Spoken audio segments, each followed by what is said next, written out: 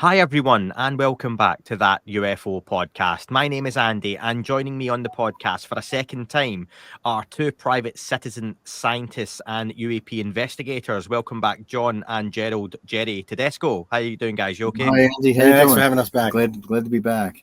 Very good to have you on. And a little nice synchronicity. I wrote this interview today because it's been quite last minute. We've put it together in the last kind of 24 hours or so. Right. And I wrote the line, and I was quite chuffed with this, that, you've kitted out the UFO equivalent of the Ghostbusters Ecto-1 with the RV, Yes. capable of collecting incredible amounts of data on UFOs. As I wrote that line, no word of a lie, a little kid ran past me with a Ghostbusters t-shirt on. So I was like, that is a sign to leave that in there. Definitely a sign. And if folks want to hear like an extensive background on you guys and all about Nightcrawler, the RV you've got, I suggest to go back and listen to the previous podcast we done for that kind of history, because we want to kind of move on. But what's the Cliff Notes version of you guys' story and kind of why you are where you are? Yeah, so I mean, we started this in July of 2022. It was a 2-year research project. We finished the phase 1, and we published a book on it called Nightcrawler Eye in the Sky. We also published, at this point, published 2 papers. A paper on the phase 1 part of the study, and now we finished a phase 2 paper, both published in the Open Journal of Applied Sciences. Right. Yeah, and it's we've been doing this research now since July of 2022, and in November we've had high numbers of incursions with drone type or drone like vehicles out there, along with the persistent orbs we've been encountering over that period of time. Yeah, that's an interesting thing. As it occurred, we had these drone-like objects. We had 2 types of objects. These orb-like objects, which were also they're also the polyhedral objects, we believe. It just has to do with the change in luminosity. So when the luminosity drops, you see a structure that looks polyhedral. But anyway, we were seeing these drone-like objects for about 3 weeks. It was about a week in October and about 2 weeks in November in 2022.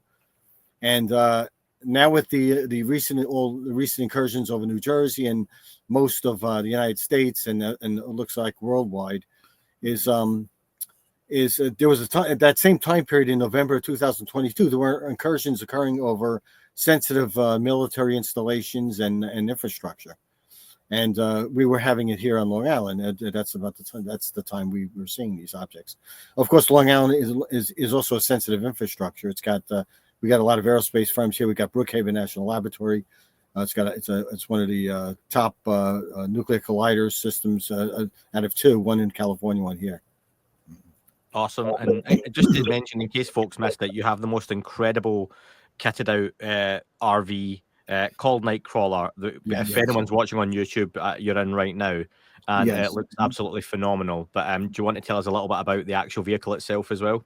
Sure. So the Nightcrawler is it's a Class C type of mobile home, recreational vehicle, RV, and it's been retrofitted with all the latest equipment, spectrum analyzers. We got 2 different types of radars on board. We have portable radar systems. There's a multiple monitoring systems. We have 2 central monitors inside, and everything was designed to monitor the equipment, Geiger counters, environmental survey meters. We're looking at ionization levels. We're looking at specific weather conditions. We got UVC detectors. SWIR detectors, one shots and binary. A lot of equipment, geared for a hyperspectral analysis of what's going on out there. We have quite a few camera systems. We have portable pods now, which is the latest, where we've integrated the camera systems within these pods that we've named Huey, Dewey, and Louie, from a 1970s sci-fi called Silent Running. They were environmental robots, so that's where they got their names from. But these pods basically have multiple views. They have quad views for the cameras, where we can see in multiple dimensions, multiple spectral spaces. To see, we could see UV, we could see long wave thermal, long wave IR, short wave IR, near IR, and of course the UVC spectrum as well. And each one of them has their own portable radar system as well, which gives us about 3 miles in the field of view of the cameras.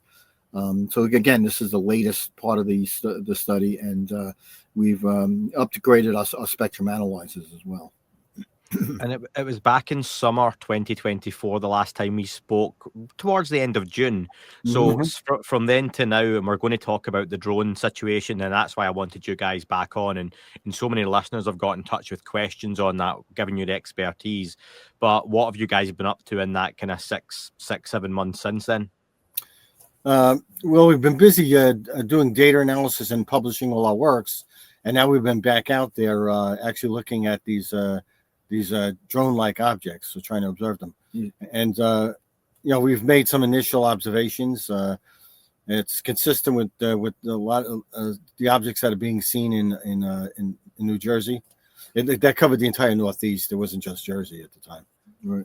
And the interesting thing about these drone incursions, these drone observations, is that this is something we saw back in November of 2022 for a 3-week period, and at the time we felt it was unusual. It was a kind of a surprise because we were observing orb type objects, objects that were shaped like orbs, polyhedral shape to them. Once the intensity, the luminosity of these objects would die down, you could see that there was some kind of a rotating polyhedron in there. But they're very difficult to see. During that period of time, we saw the combination or the drones associated with the orb-like objects, and it seemed to us like it's almost like some kind of a surveillance operation where the drones were actually surveilling the orbs. They were tracking the orbs, and we didn't know what to make of it at the time. It was kind of a surprise, and there was some distinct differences between the two, where the drones actually had something that looked like navigation lights, but they weren't in the proper sequence as far as the flash rate, the colors, that sort of thing that would have agreed with the commercial traffic. But these incursions, and we saw quite a few of them in crisscross patterns and zigzag patterns across out by the ocean over the shorelines, and these objects would be out there from about 6 o'clock at night till anywhere between 10, 11 o'clock at night, and that would be it. We wouldn't see them again until the following day. The interesting thing is they were doing these scanning patterns along the coastline. They were layered in different elevations and would crisscross back and forth, and they had these would look like searchlights that were occasionally on. They were looking out laterally, not towards the ground, like if you were looking for somebody on the ground, or they were laterally, or they were facing upward, these searchlights. But the searchlights were faced towards these orb-like objects. So that's what we thought there might be. Maybe these were these drone-like objects were surveilling these orb-like objects. Of course, the orb-like objects, most of them were in the infrared. So if anybody was looking, you wouldn't see these orbs. You would just see the drone-like.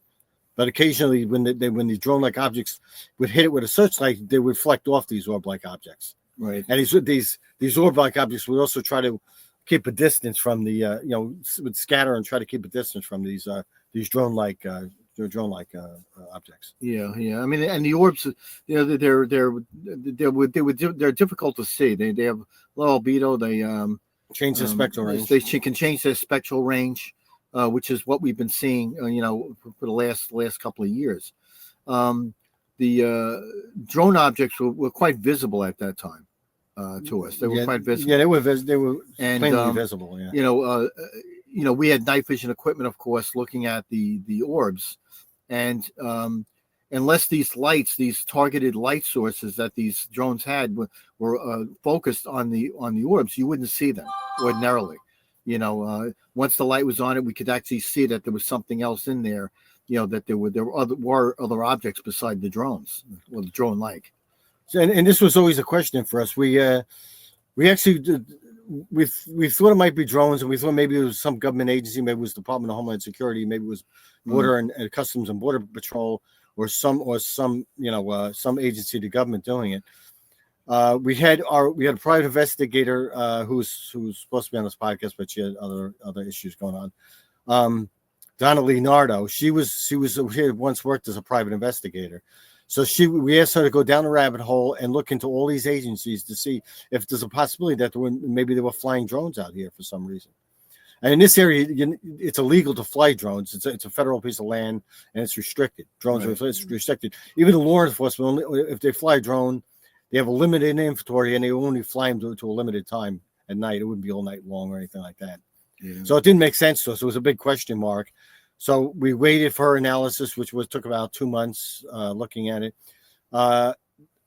All the agencies she checked with, none of them would take responsibility for these objects. They claimed it wasn't theirs.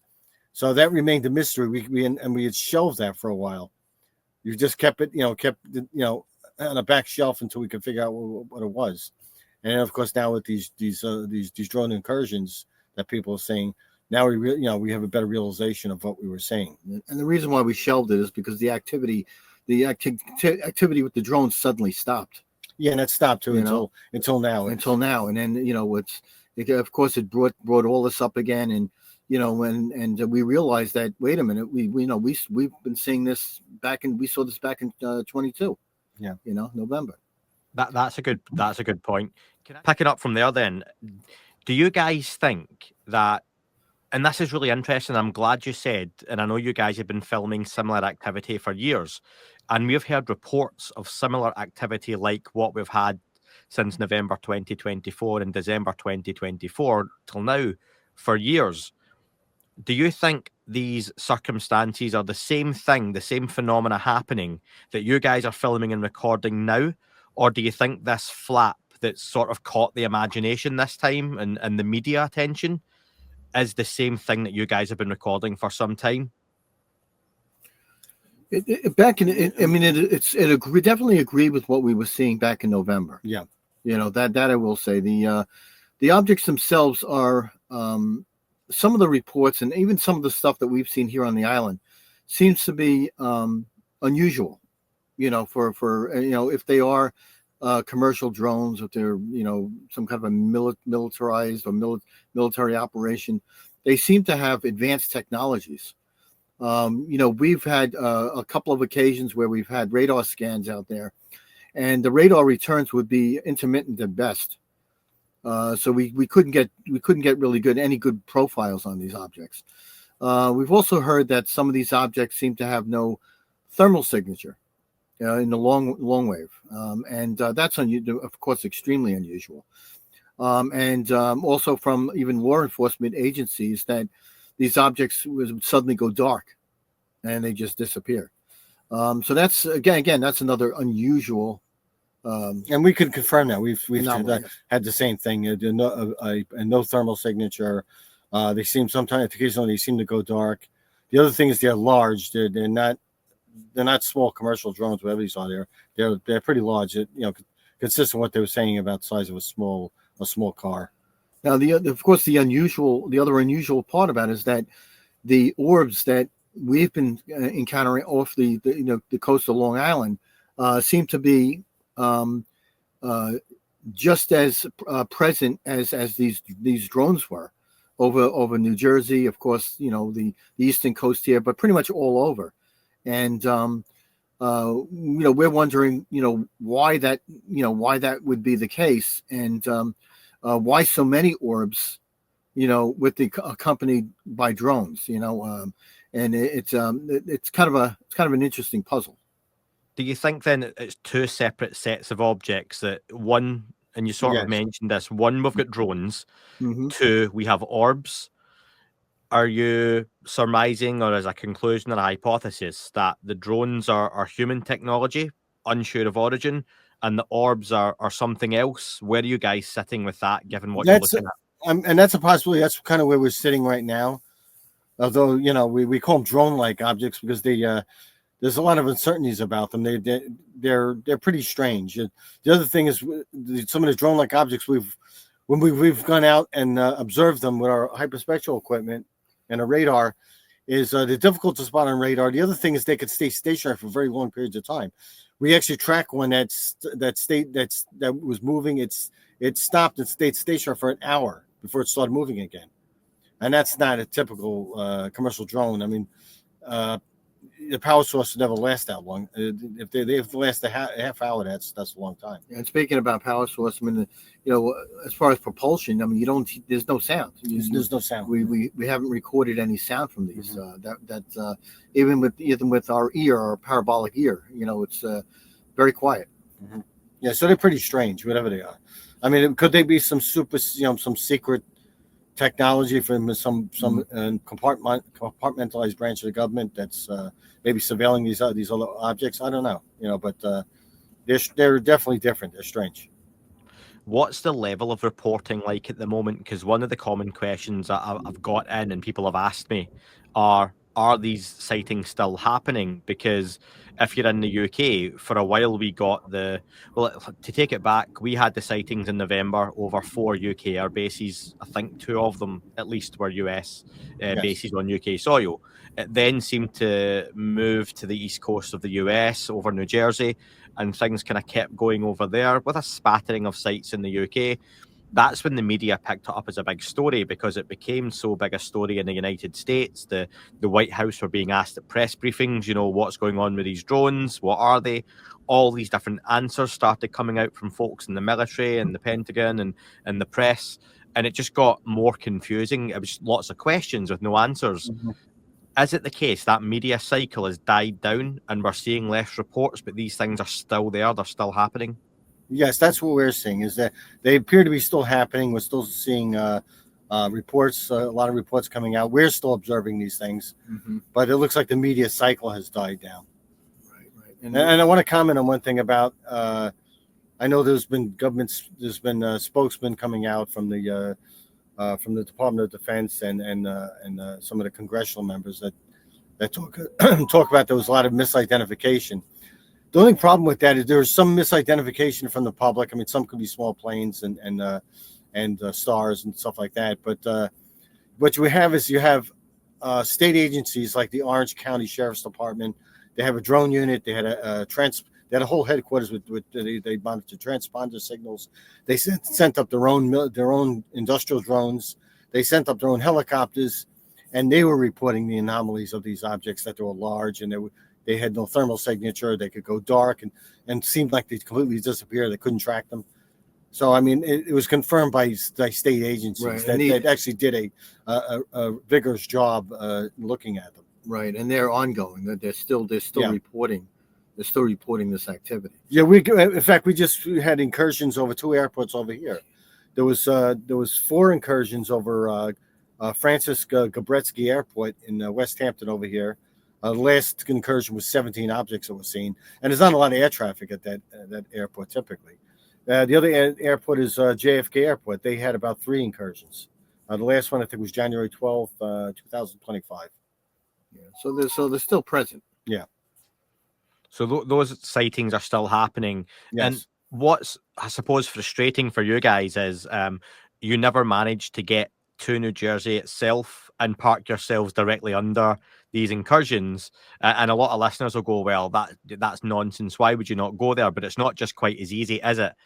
To take your equipment, drive along to a parking lot somewhere at a 7-Eleven or a Walmart and just start filming. What's the process there you guys have to go through? Yeah, there are definitely some logistics in getting that 30-foot RV over there. You have to get it through tolls. So. Yeah, with toll booths.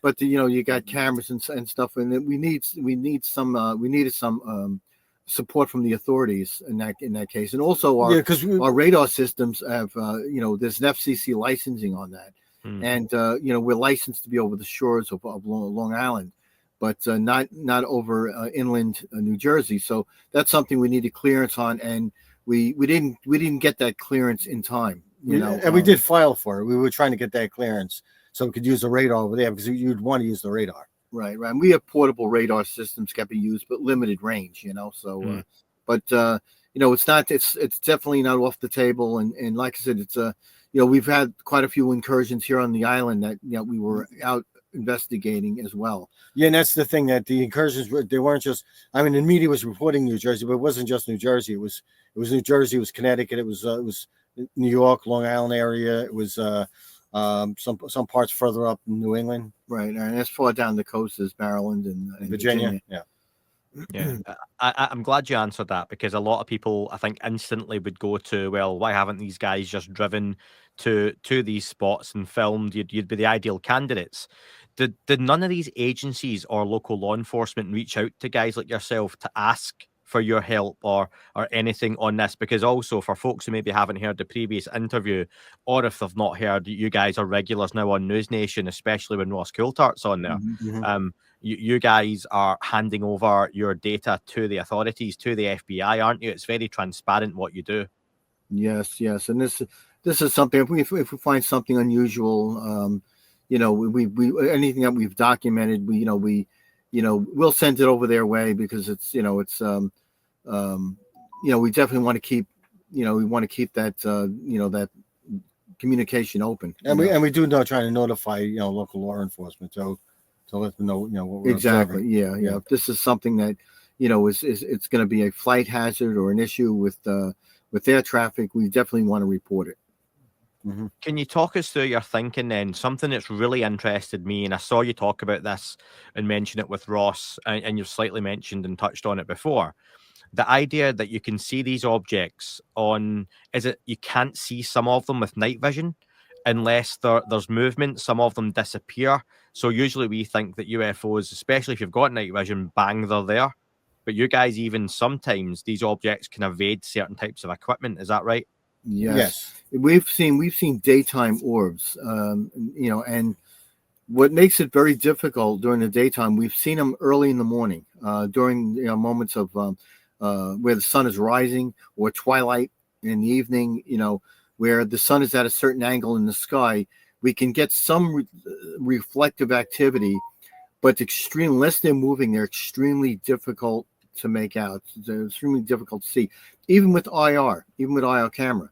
And the problem with that is that most of these IR cameras are designed to be used at night, so that makes it even more difficult. We have daytime color IR systems now, but these objects seem to display certain characteristics that make them non-reflective and very difficult to see, almost like a black body. They'll absorb. They seem to absorb light, and they certainly seem to have the capability of suddenly going dark, just disappearing altogether.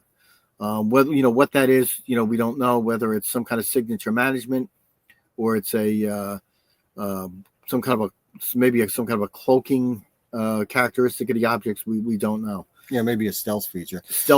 Yeah. I mean, it's the same with these drone-like objects. I mean, they've been reported to go dark, and we've noted it once or twice. So I mean, if they have that capability, I mean, there were times it'd be difficult to see them. Right. Are you guys getting any feedback from the FBI, for example, on the data you're sending over, or have you got a point of contact that can talk to you to give you any sort of information the other way, or is it just a one-way relationship where you're reporting to them and getting nothing back? It's pretty much for the one way, and for the most part, it's I mean, there's certain security issues that obviously they can't share with us, without any kind of security clearance. So, but of course they're interested in what we present to them, and the relationship is I think it's a good relationship, where they're accepting our data and that sort of thing. But as far as what they do with it, and whoever the experts are that are analyzing this data, we don't have any. We have no information on that. And then of course there's other parts where we're unable to talk. If there is anything shared, we're actually unable to talk about it. What we'll do, I'd love to move on just to touch on your paper, and then we'll get back to listener questions, because there's so much listener questions going to cover more of your guys' work. So on that, you mentioned earlier you've written your second paper, and it was titled "The Unraveling Mystique long delay echoes, anomalous propagation of radar signals under the influence of unidentified anomalous phenomena. Now, that's a mouthful for a layman like me. Sure. If you could dumb that down for me, that would be great. What's the paper about, and what was the purpose? Sure. So over the period of over the research, the 2-year period, actually a little longer than that now, we've had observed some interesting anomalies from our radar systems.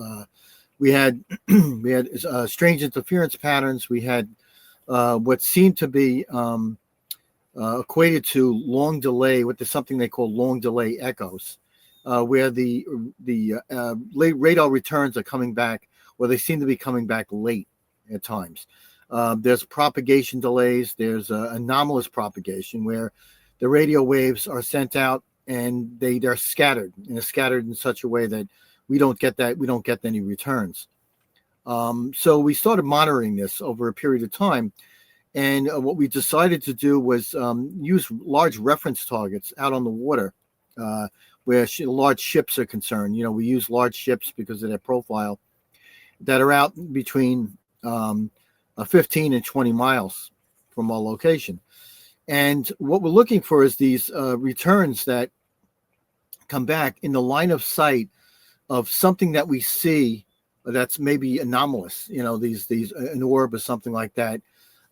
Between the scanner, the radome antenna, and the object that's out there, the ship that we're using as a reference.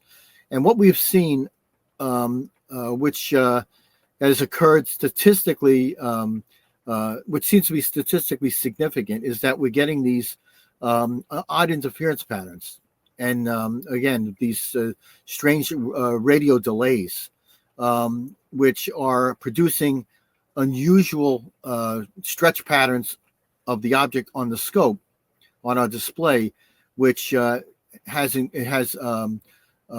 positive return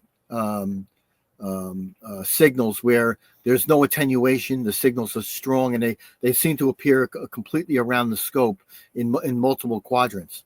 This is very unusual. We've reached out to some of the radar manufacturers, and of course, this is it's an anomaly that some of them they're aware of, others they're not, and it's not typical. Hard to explain, but they chalk it off to just interference.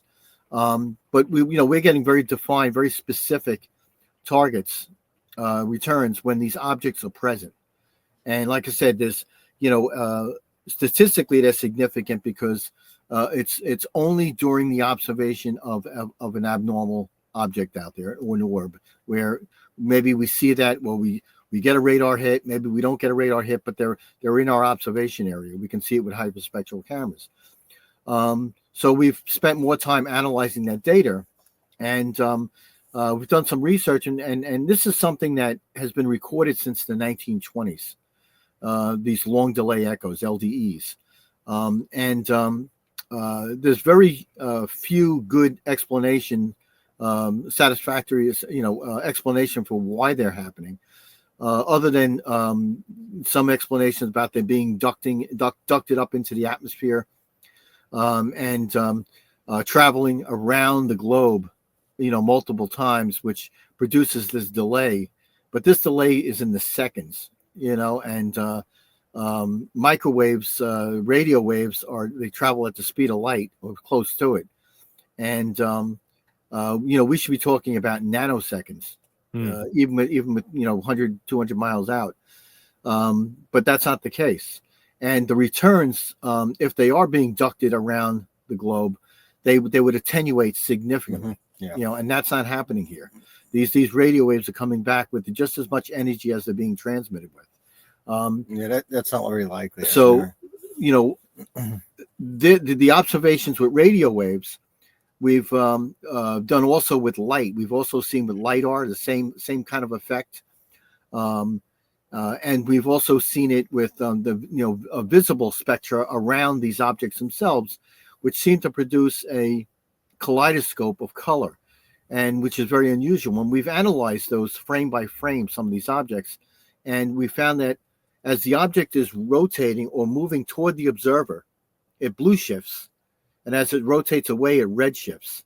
So some kind of a gravitational lensing going on, some kind of a gravity field or something along those lines, that we felt that this is a probably one of the best indicators of something, a gravitational field encompassing these objects, maybe part of a propulsion system or something along those lines. And this has been explored before, but we wrote the paper basically to describe our data, our radar data that has been subject to this interference, and we suspect that this is exactly what's happening. Is there's some kind of a gravitational lensing occurring around these objects, which we don't see around any commercial traffic or anything like that. It's just around these objects that's producing this. And what we did is we wrote a paper about it. We provided the data and so forth that we've collected over that period of time. So it was peer reviewed and then of course published in the Open Journal of Applied Science.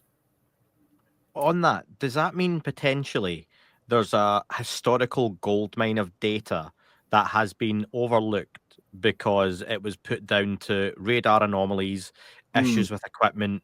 And I don't necessarily mean, for example, the Tic Tac event where, people were told, take down the radar equipment, restart it, clean it, get it back up. But there could be thousands of hours and, terabytes or whatever it would be of data where anomalies may have been present in an area and it has just been put down to, it was a glitch. So all this stuff is there to go back over. Right. So in the paper, we also described that we have two marine-based systems out there, 3 centimeter beams. One is in a vertical axis, they're scanning vertically up into the atmosphere. And the other one is scanning horizontally, like a typical radar. You have 360-degree sweep. These objects, when they're in the line of sight, with the RV to our reference, our ships out there, both radars experience the same anomalies, the strange interference patterns and so forth. So there's correlation between two separate systems, completely separate and in some cases identical as far as the transmission frequency and that sort of thing. But they're entirely two different systems. And both systems are picking up the same kind of anomalies when this is present. Yeah, it makes the artifact, a possible artifact of one system be probably not very likely. Right, and many times we've rebooted the systems. We go through a setup procedure where we're adjusting the clutter controls and the sensitivity on the radar, and we're looking at these signals very, very clearly. So. This comes up and because they have their own self-check parameters that they go through that comes back, clear. So it's not something that we believe there's any kind of an artifact. It has nothing to do with, basically an issue with the radar itself, other than the fact that they are picking up some kind of a strange interference, a distorted propagation of these radio waves that are coming back as sporadic echoes or multipath systems or multipath echoes that normally shouldn't be. Yeah, it's on a delayed return of the signal. The other thing is, I want to comment on some of the military pilot encounters. They have reported, from what I've read, getting also interference patterns that they thought were radar jamming techniques. Okay. And we could be talking about the same thing. We have also seen these kind of jamming patterns with our radar. And they certainly do look at times like jamming patterns. Yeah. So that's also a possibility. But the significant number of the interference bands that we see out there, these long streaks, they're not indicative of a typical radar jamming pattern. It's also being recorded. Some folks are looking at the NexRad data, the weather radar systems, and at times they're producing the same type of interference patterns. And we've actually looked at those signals at the times when we've had those patterns recorded, and they seem to synchronize with some of the issues that NexRad is having. And there's another researcher that we've collaborated with. Right. Yeah. Mm-hmm. And also, I also might say that it also seems to be affecting GPS signals as well. Mm-hmm. What does this say for the future and short-term, medium, and long-term study of UAP when it seems that we need, no matter what level of study you're at, if it's yourselves, like citizen, grassroots scientists and investigators, or the US government with the might of $1 trillion budget behind it, needs so many sensors to try and study a phenomenon that's still so elusive. It reminds me of that picture, if you've seen the meme, and it's got like a cassette player, a radio, a phone, a typewriter, a diary, and it's all this technology we had to have, say, 20 or 30 years ago. And now it's just a mobile phone. So everything's done with one device. You know, can we get to a point, can you guys see, where we have less need for a mobile RV and you guys could literally have some kind of handheld or smaller device that could study the UFO phenomenon in a much neater and more efficient way? Yeah, I mean, that's what we've been working on. We have a 3rd generation system. And which almost talking about these pods that we call Huey, Dewey, and Louie. We actually integrated the system where we have the complete hyperspectral system in there with the radar as part of it. So we integrate them in these pods. And we're hoping that, you know, at some point, maybe, you know, the administration can get further along, and it can be maybe a handheld unit that can possibly be sold to other researchers, right? Or developed for other researchers, right? And we're at a point now where I would say 3/4 of the instrumentation that we use on the RV has been made portable. So this is something that we can transport quickly to certain locations without having to, you know, transport or take along the RV. Although the RV has other qualities to it, of course, the larger radar systems that are sitting on the top, and the fact that we use a Faraday cage within the structure of the RV to shield from any emissions that might influence our measurements internally. Do you foresee a point where you could have a fleet of these types of vehicles with, you know, that sort of equipment on hand, almost like a police force or an ambulance unit, Sure. you know, where when there are drone flaps or UAP sightings, you could send someone out to investigate far quicker than contacting MUFON or someone else, and a couple of days later, one person flies out from Wisconsin to New Jersey, sits down and speaks to someone. But, you know, people can be on the ground within hours, you know, at a sighting or a flap. Is that something you think would be feasible and useful? You know, I think it would be feasible, and that's something we suggested. We actually got together with the UAP Disclosure Fund, which is it's made up of police officers and police chiefs and emergency management people. And we had a town hall meeting. It was on January 9th. And we discussed these kinds of things about mobile units and portability of the equipment that can be given to first responders like police officers or emergency management personnel. And if they're usually the first on a scene, when with sighting or somebody calls in a sighting, they're usually first on the scene. So we suggested it would be great for them to be data collectors to get the initial data, and then it could be responded to maybe with a larger mobile unit. But it could be, you know, this portability could allow that. And we rely on that primary assessment because you know they're seeing these things firsthand, you know, and up close and personal at times. You know, that data would be very beneficial to us, and any feedback to our engineering team and the shared data with you know, academia, that sort of thing. We could come up with some kind of a better detection or methodology in order to, you know, try to understand what these things are. You know, simply put, I mean, they're still under the description of UAP, no matter what they are, whether they're drones or orbs or plasmoids or whatever, you know, what you want to call them. I mean, I would recommend anybody, if you can look it up. It's posted on YouTube. The UAP Disclosure Fund town hall meeting, which was held. There was a police officer who sat in the meeting, which we had this discussion with. A couple of police officers. One was a forensic expert who was in the police force for a long time. There's another one in the background that wasn't actually in the meeting, but Chris Grooms, he was a police chief of a police department in Nebraska, and they had a drone-like object flap back in the end of 2019 and the early 2020, and it was very similar to what we're seeing now. and he had talked about if he had the equipment that we had recommended or that we discussed, it would have helped. So it's something that we were discussing in this meeting. Right, and these things seem to happen very quickly. Yeah, they happen fast. As he told it, one of the occasions that he had to observe one of these things, these drones, he said the minute he put binoculars to his face and tried to eyeball it, it suddenly went dark, disappeared. So there seems to be the possibility that they know when they're being observed. So this is something that it requires, of course, further exploration and understanding as far as how it is that they can do this. The other interesting thing about that flap in Nebraska is they were seeing the same kind of objects. So they were seeing these orb-like objects and these drone-like objects.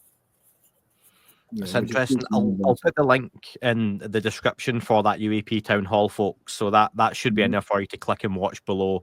And I wonder, just before we get to some listener questions to finish off, we are recording this just before Ross Coulter's exclusive with Jake Barber, the whistleblower, and other whistleblowers coming forward. So we have not seen that yet, folks, but you'll be listening to this after. How do you guys foresee this seeming age of the whistleblower we may be entering influencing what you guys do and potential funding and interest in the UFO topic? Well, the good thing is the more confirmation we get, especially high-end people that had security clearances and they can be vetted, and they're coming forward and talking about these things. I mean, it shines a brighter light on what's going on, and maybe a closer move to disclosure. Right, and organizations, benefits organizations like ours, right? To be out there and get of course some support, financial support to keep boots on the ground and doing this research. It's unless there's some revelation out there about what these things are, it's going to be ongoing. Absolutely. Let's get to some listener questions to finish off, gents. Okay. And thanks to everyone who got in touch. If you don't hear your question, we are either time limited or I've tried to include it in the body of the interview we've had so far. So Algo asks, I am most interested to hear how we could determine the point of origin. These drones come from somewhere. They go somewhere. They need some kind of maintenance. They communicate with someone. What is your best guess as to where these drones left off and land, and who would have definitive data to know this? Thank you. Well, here's the interesting thing. Nobody's sure about where they originated from and where they're going, but the reports we got from the Guard here and some of the local law enforcement, most of the sheriff's departments, is they were reporting seeing these objects come in from the ocean. But one sheriff's deputy had reported seeing 50 objects come in off the coast, from the coast inland, and they notified the Coast Guard, the sheriff's department. I think it was Ocean County Sheriff's Department, notified the Coast Guard, and the Coast Guard claimed to have been followed by at least 13 objects. Right, out at sea, and we're seeing a lot of these incursions coming in onto the shore, out in the ocean. When we're looking southerly, southeast. Yeah, we were seeing it along the coast and a lot of them out to sea or hovering above the ocean. So, I mean, there's corroborating or correlating data there. Yeah, so I mean, we kind of suspect that maybe Deepwater Trench. Where they might be a source of these things, and maybe home base.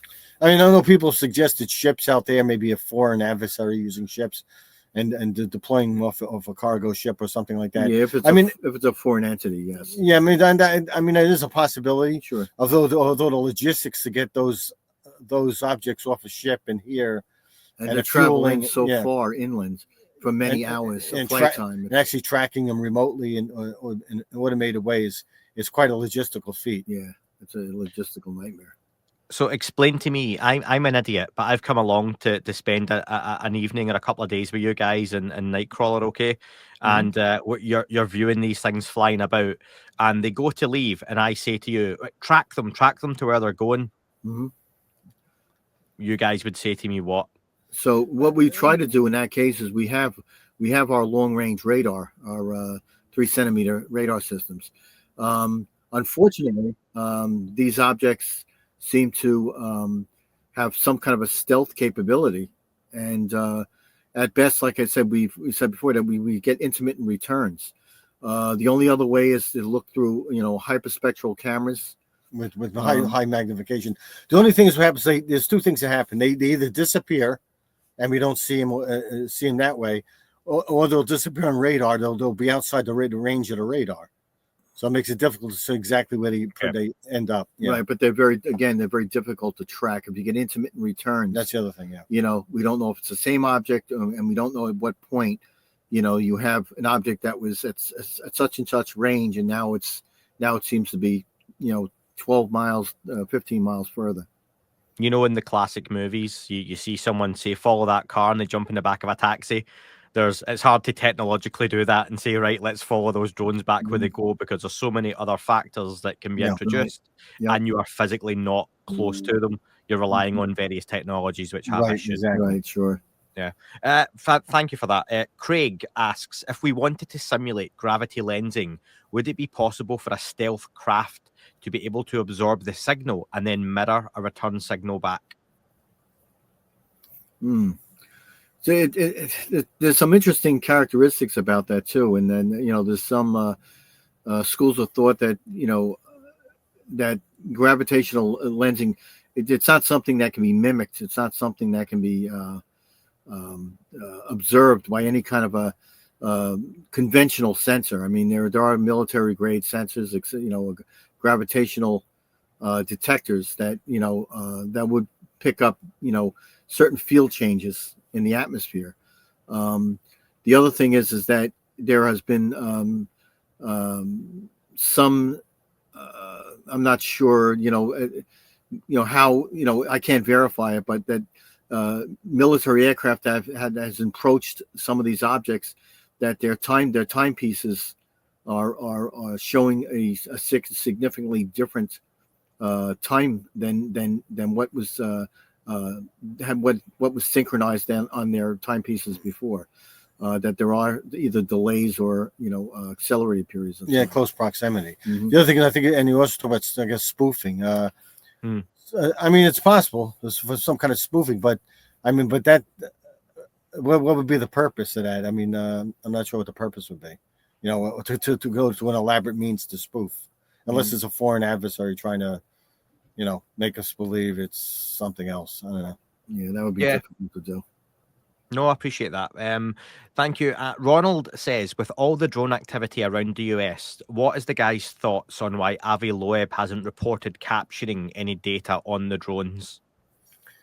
Yeah, I mean, there's a the system we're using. We have a wider bandwidth on our system, and we have a more extensive resolution on the equipment we're using.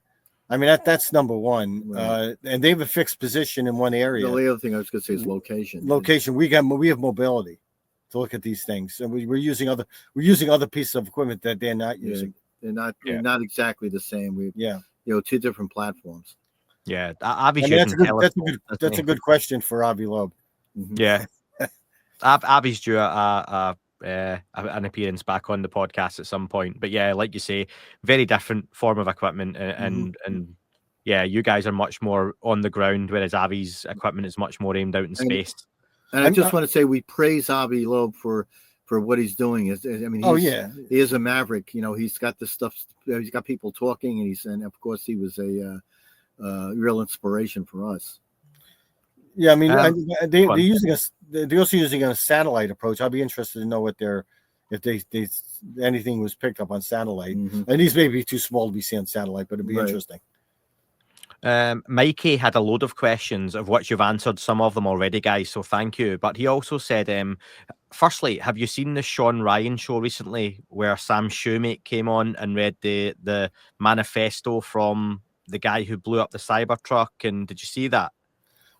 We heard about it. I haven't seen the actual episode though. Yeah, so I mean, the basis of it was I'm trying to remember. It's been so much happening. The guy who came on with Sean Ryan basically had an alleged manifesto from the guy Matthew Livelsberger, who apparently had blown himself, and I say apparently because lots of conspiracy around it and whatnot, but Mm-hmm. let's just go with the story. He blew himself up inside the Cybertruck, but he had emailed these guys beforehand to say that he was being pursued by government.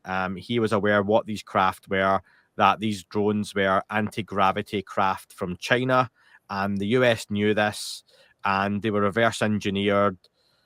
And yeah, so you may not have seen that aspect of it, but from what you've seen with these drones, what do you think of that idea that one, they're anti-gravity craft from China, and two, the second part of that is the idea they're coming from the ocean? I believe he said they were being launched from submarines off the east coast of the United States, and that's why that was their source.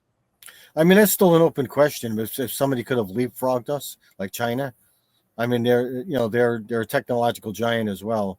That's a difficult question. Right. But there's still there's plenty of observations over in China too, by their people and so forth that that's seeing these incursions over a regular period of time, and you also have to wonder with Russia too, is that with the with this the war going on with the Ukraine, that if they had this kind of technology, I mean, it certainly wouldn't be going on like it is now.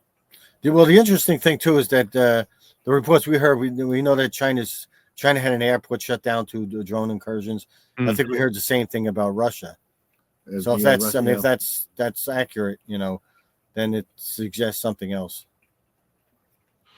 Coda Voss sent in some questions, and again, you've done very well answering some of these in advance. There was a follow-up question though. So, there has been a parade of UAP events that appear somewhat orchestrated that have occurred over the last couple of months. The Immaculate Constellation document, the program documentary from James Fox, congressional hearing, the Cybertruck bomber we've just touched on, and the Jake Barber interview with Ross Coulthart tonight, and of course the drones. The drones seem to be a way to get the media and news to cover UAP in the hopes of getting mainstream media attention. Do you feel like this has been the case, that the drones were orchestrated to create attention and mainstream coverage, or are the drones doing something? I mean, we don't think so, because I mean, the media has kind of fallen off from this. It seems like it's futile the way if that was the intent. Right. And of course, we still look at some of the the unusual nature of these drones. So too, I mean, there seems to be a complexity of technologies there that I don't think you can easily duplicate it in a commercial sector. Yeah, it's a logistical feat. I mean, it'd be quite a logistical feat. And a couple of last questions then to finish off.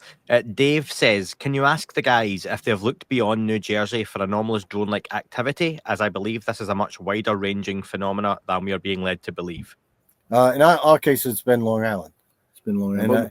But of course, we're listening to reports coming in from all over constantly. Yeah, and we've had other researchers on the ground and doing making their own observations, and they've been reporting from other states, Connecticut, I believe. There was another researcher. Of course, we weren't in Jersey, but this other researcher was. Yeah, so we're sharing information. There's also a team that was called I believe they're called Skywatchers that was out there. So I'm not too up on that, but Jake Barber, who is the whistleblower being interviewed tonight, he's part of that, isn't he? And he was actually on News Nation a few months ago mentioning that. So I think it's one of those things. The plot thickens with all of this, and nothing's ever simple or linear, is it? There's always extra layers to these stories. Yes. Here's a question for you. If I said to you guys tonight, here's $10 million and I can lift Nightcrawler to any other location on this planet for a month, where would you guys want to go to study and research and collect data? We'd be out at sea. Out at sea, but we would be open anywhere. I think it was a hotspot. Yeah, definitely that kind of funding. Yeah. I don't have $10 million, but if anyone is listening, has that kind of money, that would be a full-time job, and we'd be covering the United States and off the coast and maybe other countries. But interestingly, you say out at sea though, like you would rather be roaming and on the move, and you think that's probably the source of a lot of this phenomena. Yeah, because they seem to be in a big association with the sea. A lot of objects you can see, we've been seeing them off at sea, hovering above the ocean. let's say if we were funded, we would go into a phase 3 where we would retrofit a boat to get out on the water. Right, and maybe it's like a small motor yacht. And the focus would be the deep water trenches, that sort of thing. Yeah, we would actually at least go out 100 miles or so and really look. Yeah, we would get an ROV, remotely operated vehicle for submerged, submerged ROV, high, ultra high definition video, long tethers. We'd use an omni directional sonar, so we do a 360-degree scan of the ocean floor, as well as using our own radar to look at the sky and on the sea surface. Yeah, that's what we would do. Here's an interesting one, and I love this. It's a theory, obviously, as most of this is, but it's really piqued my interest recently. The idea that the US government or parts of it are aware that there is a mobile laboratory that creates these objects and it's underwater, and they know what it is, but when they try and approach it, it moves and can disappear for days at a time, and they can't find it during that time. What are your thoughts on that sort of technology potentially being underwater? Do you think that would be too far-fetched, or is it everything's on the table? I think everything's on the table. That's an interesting idea. Yeah, it's definitely a concept. But I think everything's on the table until we get more data. I'm going to give Dara the last question here. Have the lads any plans to interact or communicate with what they are seeing as part of the study, or only monitor? Also, what other experiments are they planning in regards to the topic, as I sometimes reckon the government will only acknowledge NHI if civilians make contact on their own? Actually, we tried to make contact back in August of 2022. We actually tried to signal. We had noticed that about 12 o'clock midnight when we were setting up. We had gotten there about 11 o'clock, and we took some an hour to set up our equipment. So we had some of our research assistants setting up the equipment. But John and I noticed on the central monitor inside our RV, it's an IR camera system. We noticed 3 orb-like objects hovering just offshore. John and I went out onto the beach, and we tried to film it with portable equipment. And we tried to signal it with an IR emitter and a torch, a bright torch. We swept over it several times. The 7th time when we swept over these objects, because we thought there was 3 fixed but separate objects, there seemed to be a response. There was a response. Yeah, there was a response. There was an orb of light we had noticed, and this light rapidly approached the shoreline. We had noticed it getting larger in our camera views. It was invisible to the naked eyes. We only could see in infrared these objects, and even this light. But it rapidly approached the shoreline, and it was on top of us. And I don't know, less 2 seconds maybe. It barely 3 seconds, because I saw the flashing. My IR emitter, the rangefinder, flashes once a second, and every time it flashed, I could see this source in front of us, this either a luminous or reflective object move very quickly onto the shore. And when it, at that 3 second point, the flashes of light were so intense, but only in the infrared. As I removed the lunar optics night vision goggles from my face, I couldn't see a thing. And the minute I put it back, you could see these flashes, intense flashes, and then at that point we turned to move away from the shore, and I actually vocalized it. I said to my brother, I said, let's get away from the shore. As I turned to do that, I collapsed onto the sand, and I couldn't coordinate my legs. I couldn't get my legs to function in such a way to pick myself back up again. And the same thing happened to Gerald as well. And it roughly lasted about 45 seconds, and very strange. We still can't wrap our heads around what that was. And during that time period, when it approached the shoreline, John had a high resolution system. It goes deeper into the IR. My camera picked up some kind of light as it approached the shoreline. I picked up a wave of IR energy that engulfed us. And like I said, John collapsed. I went to help John up, and like my legs collapsed. I had no muscle tone, no muscle strength in my legs. I couldn't coordinate them. Same thing. Like John said, last about 45 seconds. During that time period, my camera was picking up a lot of electromagnetic interference but it was recording intermittently. John's camera was recording intermittently, and it actually recorded something that entered the optics of the camera at that time, and it seemed to be manipulating the mechanical parts of the camera, and creating all kinds of the electrical settings there. They're called double EEPROM settings. So they're the macro settings of the camera, which had to be reinitialized later on because they were corrupted. The data was corrupted. Very, very unusual. I was a camera technician for quite a number of years, so to see these kind of odd behaviors and the kind of failure modes that the camera experienced, you only see that in with the high levels of electromagnetic energy, or like during an electrical storm, where that I've gone on many calls where televisions and electronics were corrupted simply because of the transients produced in the atmosphere. That would basically wipe out memory settings or EEPROM settings, which house the operations of the device.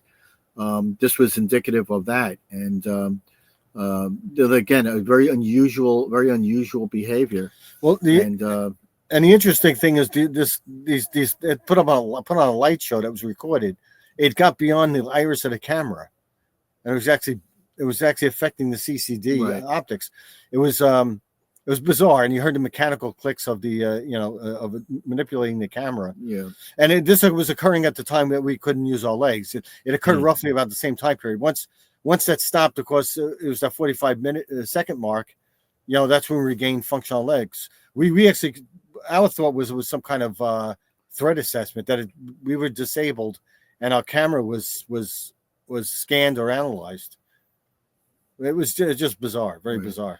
Yeah, and one other thing I'll say about that too is that Gerald's saying that the intensity of the light within the optics, there's an iris motor in there, a diaphragm, that when there's too much light getting into the optical system of the CCD, there's a circuit in there that's called the automatic gain control that actually controls that iris diaphragm, that shuts it down, so it eliminates light from getting into the optics to damage the CCD. And for whatever reason, that wasn't happening, or the light got beyond the iris motor, the diaphragm, and there was no control over the iris. No, that's fascinating. And guys, we're going to run out of time, and I know you've got things to do and places to be and data to collect. But two things to finish off. What's the immediate plans for you guys now? And also, how can folks kind of get in touch, support, and find your data and work? Our immediate plans right now are to try to figure out what these drone-like objects are. And we'll continue to be out there, at the shores, boots on the ground. We're working with other agencies now. We actually we linked up with, of course, the UAP Disclosure Fund, and we have an organization of our own of SMEs, subject matter experts, that are instrumentation engineers. They're designers of some of these detection equipment. So, we're trying to collaborate operations where, we have multiple people, multiple organizations working towards one cause, towards a goal. So that'll be ongoing. And as far as contacting us, we have a website with a domain name. It's called Nightcrawler, no spaces, eyeonthesky.org. Nightcrawler, eyeonthesky.org. And we post a lot of current information, contact information, any funding opportunities. Also, we're going to be listing, of course, all our affiliations and other organizations that will be working with us. Yeah, it'll be an ongoing process of populating that. Awesome, guys. Well, thank you so much for your time today. Well done getting on News Nation so frequently as well.